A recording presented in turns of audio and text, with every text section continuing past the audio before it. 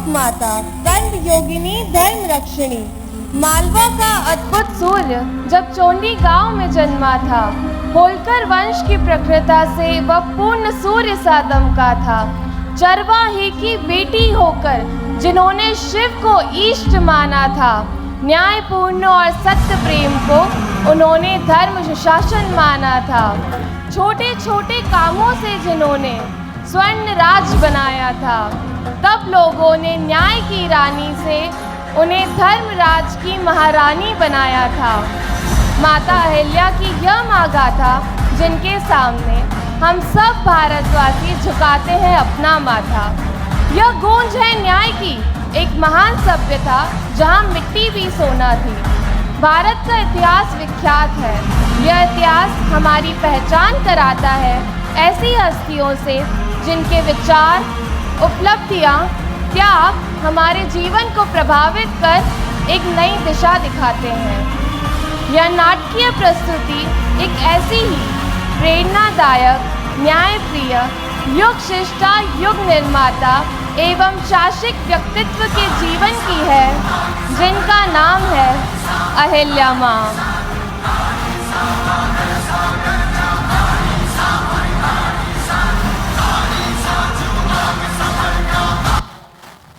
अब हम इस प्रस्तुति का आरंभ करना चाहेंगे उस दृश्य से जब रानी के परिवार में कोई भी उत्तराधिकारी शेष नहीं बचा। आज अहिल्याबाई के परिवार में कोई पुरुष नहीं बचा। उनके स्वामी खांडेराव की मृत्यु युद्ध में हो गई। वहीं कुछ समय पश्चात उनके ससुर मल्हार राव और पुत्र मालेराव स्वर्ग से धार गए। इसी कारणवश आज मालवा की गद्दी पर दुष्काल छाया है। इस दृश्य में अहिल्याबाई की सखियां उनके कक्ष में बीते दिनों के हालातों के बारे में चिंतन करती हुई।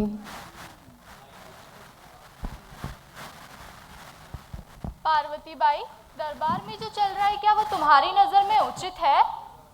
गौरा, स्त्रियों को लेकर जो विचारधारा है वो मेरी नजर में भी उचित नहीं।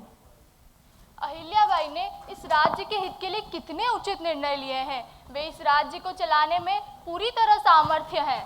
अहिल्याबाई की जितनी भी प्रशंसा की जाए उतनी कम है। लेकिन आज समाज में स्त्रियों आज क्या गौरा?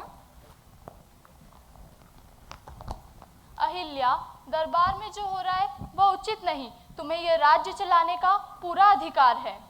गौरा, राज्य की चिंता मुझे भी है, परंतु समाज में स्त्रियों को लेकर जो विचार हैं वे मुझे चुनौती देते हैं। परंतु हमें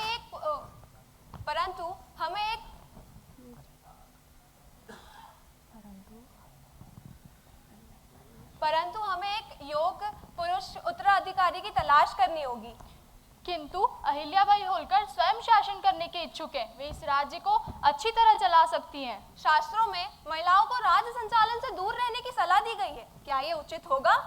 क्या शास्त्रों में यह भी नहीं लिखा कि राजा का पहला धर्म प्रजा की रक्षा करना होता है? आपसे अधिक योग्य कोई नहीं है अहिल्याबाई। मैं पेशवा दरबार में स्वयं जाकर इस अन्याय का उत्तर मांगूंगी। हम भी तुम्हारे साथ चलेंगे अहिल्या। अपने सभी अन्यायों का उत्तर मांगने अहिल्याबाई अपनी सखियों के साथ पुणे के पेशवा दरबार की ओर प्रस्थान करती हैं।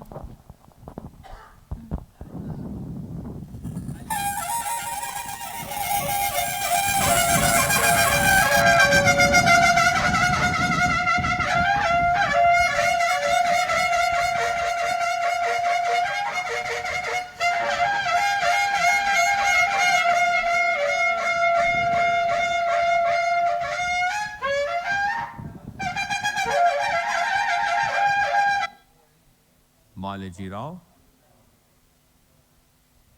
प्रणाम महाराज, मैं आपसे न्याय की याचना के लिए आई हूँ। मालवा की रानी, आपने इस संकट की घड़ी में आने का कष्ट क्यों किया? क्या आप मालवा की गद्दी पर अपना अधिकार मांगना चाहती है? महाराज, मैं मालवा की गद्दी पर अधिकार करने नहीं बल्कि अपने लोगों की सेवा के लिए आई हूँ। यह मेरे लिए सिंहासन नहीं बल्कि एक जिम्मेदारी है, और जब तक मेरी प्रजा को न्याय, सुरक्षा और सम्मान नहीं मिलेगा मैं पीछे नहीं हटूंगी। महाराज, अहिल्याबाई ने मल्हार राव होलकर से राजनीति, सैन्य शक्ति एवं प्रशासन सीखा है। वे इस राज्य को अच्छी तरह चला सकती हैं। लेकिन इतिहास में किसी महिला ने राज्य की कमान नहीं संभाली। क्या हम मराठा परंपरा को तोड़ सकते हैं? यदि कोई परंपरा अन्याय करे तो क्या उसे बदलना उचित नहीं? राज्य की रक्षा करना ही सच्ची परंपरा है।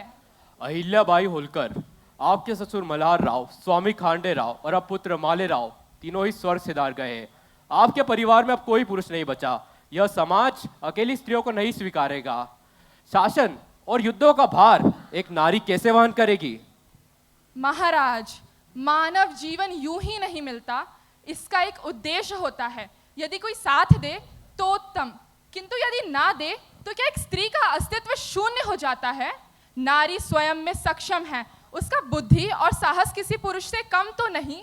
यह समाज स्वीकारे या नहीं, किंतु मैं स्वयं को सिद्ध करूंगी। अहिल्याबाई, युद्ध केवल तलवारों से नहीं, बुद्धि से भी जीता जाता है। आपने अब तक ऐसे कौन से निर्णय लिए जो यह साबित करे कि आप एक योग्य शासक होंगी? महाराज, अहिल्याबाई ने गांव में तालाब बनाए, व्यापारों को बढ़ा दिया, गरीबों में न्याय दिलाया। क्या यह उनके ज्ञान और शक्ति का प्रमाण नहीं? भारत के इतिहास में कभी किसी स्त्री ने राज्य नहीं संभाला। अहिल्याबाई, आप एक राजमाता के रूप में पूजनीय है, लेकिन राजा बनने की कल्पना करना उचित नहीं होगा। क्या इतिहास में कुछ ना हुआ हो तब वह कभी हो नहीं सकता? यदि कोई मार्ग नया है तो क्या उस पर चलने की अनुमति नहीं? महाराज, अहिल्याबाई, शासन केवल तर्कों से नहीं चलता, इसमें तलवारें उठानी पड़ती हैं, युद्ध भूमि में उतरना पड़ता है। स्त्रियां कोमल होती हैं, वे इन कठिनाइयों का सामना नहीं कर सकती। मंत्री जी, तो क्या युद्ध भूमि में केवल पुरुषों ने ही वीरता दिखाई है? अहिल्याबाई, आप राज्य चला भी ले तो क्या मराठा सेना आपका स्वीकारेगी? क्या राज पुरुष आपका आदेश मानेंगे? महाराज, जब एक स्त्री माँ के रूप में अपने बेटे को योद्धा बना सकती है तो क्या वह स्वयं नेतृत्व नहीं कर सकती? मैंने अपने राज्य के हर वर्ग के लिए कार्य किया है, धर्म, न्याय और नीतियों के आधार पर शासन किया है। क्या एक राजा की सबसे बड़ी योग्यता केवल उसका पुरुष होना है या उसकी बुद्धि, साहस और प्रजा के प्रति कर्तव्य निष्ठा? अगर योग्यता है तो फिर स्त्री और पुरुष का भेद क्यों? लेकिन प्रजा भी तो यही भेद करती है, वे एक स्त्री को राजा के रूप में स्वीकार नहीं करेगी। जब मैंने महलों से निकलकर गांव-गांव में सड़कें, मंदिर और जलाशय बनवाए तब किसी ने नहीं कहा कि यह कार्य पुरुषों के लिए है। जब मैंने किसानों की सहायता करी, व्यापारियों को बढ़ावा दिया, तब किसी ने नहीं कहा कि यह कार्य स्त्री के लिए नहीं।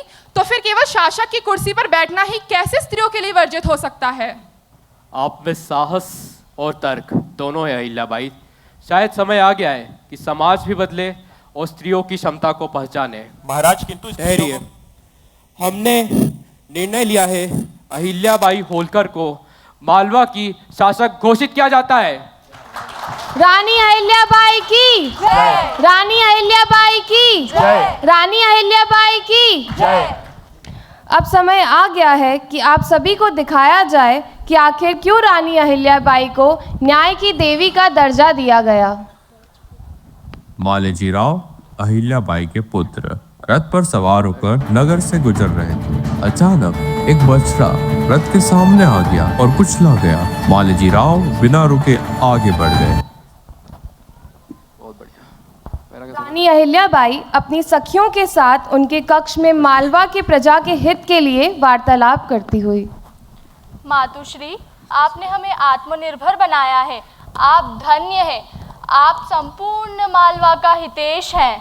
ईश्वर आपको दीर्घायु प्रदान करे। आप जैसा शासक पाकर हम धन्य हो गए। अनर्थ हो गया महारानी, अनर्थ हो गया।